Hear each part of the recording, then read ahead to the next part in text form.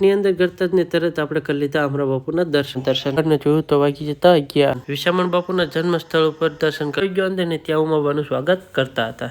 વાત કઈક એવી હતી કે આજે આપણે જવાનું છે પાળિયાદ. BMW ઉપાડીને સીધા પહોંચી ગયા ભરતભાઈના બંગલે. ભરતભાઈ કમ્પ્લીટ થઈ ગયા, હવે બંને થઈ ગયા પાળિયાદ બાજુ ચાલતા.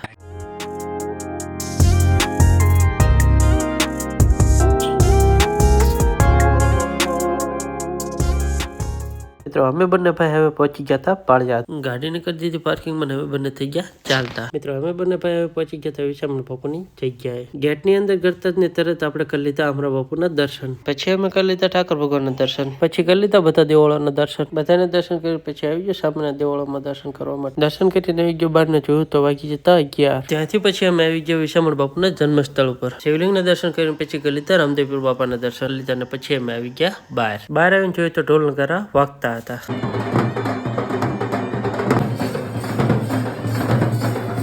પછી હું આવી ગયો અંદર ને ત્યાં ઉમાબાનું સ્વાગત કરતા હતા.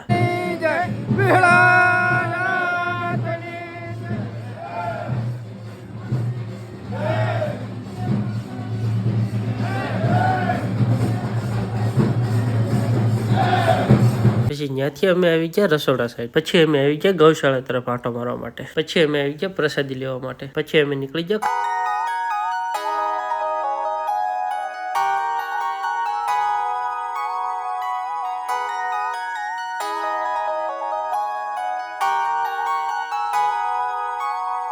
પછી અમે પહોંચી ગયા વાગડ ને આજનો બ્લોગ આટલો જ. તેને મળે નવા વિડીયોની સાથે.